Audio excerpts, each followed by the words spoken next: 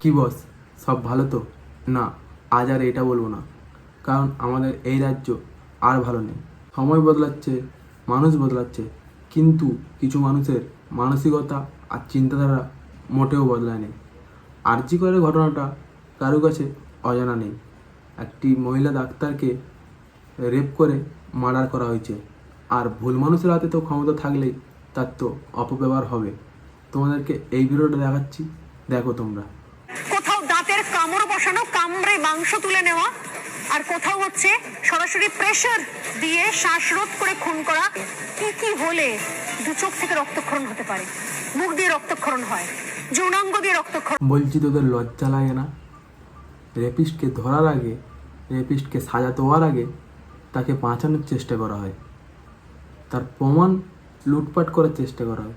গোটা রাজ্য জুড়ে, গোটা কলকাতা শহর জুড়ে, এমনকি বিদেশেও উই ওয়ান জাস্টিস, অর্থাৎ তিলোত্তমার জন্য উই ওয়ান জাস্টিস চেয়েছিলেন।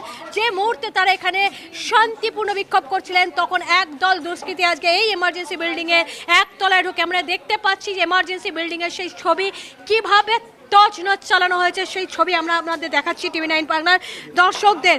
তোমরা কি ভাবলে আরজি করে এটা প্রথম ঘটনা? না, এর আগেও আরেকটা ঘটনা ঘটেছিল। আরজি করে মারাত্মক ঘটনা, রোগীর আত্মীয়র শ্লীলতাহানির অভিযোগ। এই সময়টা থেকে যদি পুলিশ বা আইন প্রশাসন বলো, যদি কড়াকড়ি ব্যবস্থা নিত বা কড়াকড়ি নজরদারি রাখতো, তাহলে আজকের এই দিনটা আসতো বলে মনে হয় না। কেবলমাত্র এই ঘটনাটা একটা মায়ের কাছে কতটা পরিমাণে নির্মম হতে পারে, একমাত্র সেই বুঝবে। মা, আমরা খাচ্ছি, তোমরাও খেয়ে দিয়ে ঘুমিয়ে পড়ো। তারপর আর মেয়ের সাথে কথা হয়নি আমার মেয়ে। তারপর আছে সেই মহান ব্যক্তি যিনি প্রিন্সিপাল নাকি ঝাঁটের বাল, সেটা বোঝার মতো আমার ক্ষমতা নেই। তার কলেজের একটা মেয়ের প্রাণ শেষ হয়ে যাওয়ার পরেও সে সবার কাছে এটা দাবি করে যে এই জিনিসটা ঘটে যাওয়ার জন্য নাকি সেই মেয়েটাই দোষী। তার কারণ কি ছিল? তার কারণ সেই মেয়েটা নাকি একা রাতে কেন কাজে এসেছিল। এই জন্য বলে যে শিক্ষার থেকে একটু নিজের মানসিকতায় বেশি প্রয়োজনীয়তা হয়। আমার পরিবার যে যন্ত্রণা সহ্য করেছে, আমার ছোট ছোট দুটো বাচ্চা যে সহ্য করেছে। তুমি পারতে এই মেয়েটার জায়গায় তোমার বাচ্চাগুলোকে রেখে এত বড় বড় কথা বলতে? এমনকি তার প্রাণ চলে যাওয়ার পরেও তুমি তাকে দোষী বলছো।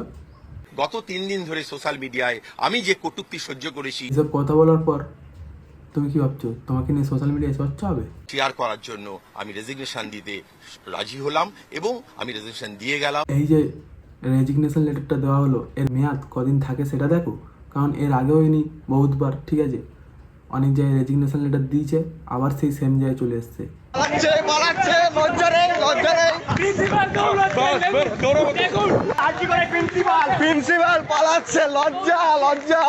ভারত অলিম্পিকে দৌড়ের প্রতিযোগিতায় কোনো মেডেল পায়নি ঠিকই, কিন্তু এনাকে যদি দৌড়ের প্রতিযোগিতায় আনা হতো পেছনে কয়েকটা মিডিয়া লেলিয়ে দিয়ে, তাহলে এনেই মনে হয় ভারতের হয়ে গোল্ড মেডেলটা নিয়ে চলে আসতো।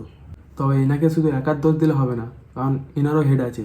এনাকে যেরকম অর্ডার দেওয়া হয়, যেরকমভাবে স্কিপ বলা হয়, সেরকমভাবেই ইনি বলে। এমনকি হসপিটাল থেকে যখন এই খবরটা বাড়ির লোকের কাছে প্রথম পৌঁছায়, তখন এটা সুসাইড কেস বলে চালিয়ে দেওয়া হয়েছিল। लड़की ने सुसाइड कर दिया है, ये खबर आई है हॉस्पिटल से।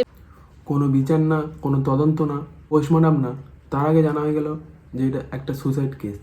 এই কথাটা শুনে হাততালি হবে, কারণ এটা আমাদের রাজ্য ব্যবস্থা। এমনকি ওই জীবন শেষ হয়ে যাওয়া মহিলাটির বাড়ির লোক যখন হসপিটালে এসে পৌঁছায়, তখন তাদেরকে বাইরে 3 ঘন্টা দাঁড় করিয়ে রেখেছিল। हमको 3 घंटा खड़े रखा। ভেতরে দেখো যে প্রমাণ লোপাটের হয়তো কাজ চলছিল, তাই তাদেরকে 3 ঘন্টা ধরে বাইরে দাঁড় করে রাখা হয়েছিল। সিভিক ভলেন্টিয়ার সঞ্জয় রায়কে গ্রেপ্তার করে পুলিশ। ইনি নাকি একজন সিভিক ভলেন্টিয়ার, আবার পুলিশের ওয়েলফেয়ারও। নতুন পুলিশ কর্মী জয়েন করতে গেলে ইনি নাকি তাদের ফর্ম সব কিছু চেক আপ করতো। তো সিভিক ভলেন্টিয়ার সঞ্জয় রায় পুলিশের ওয়েলফেয়ার বোর্ডের সদস্য।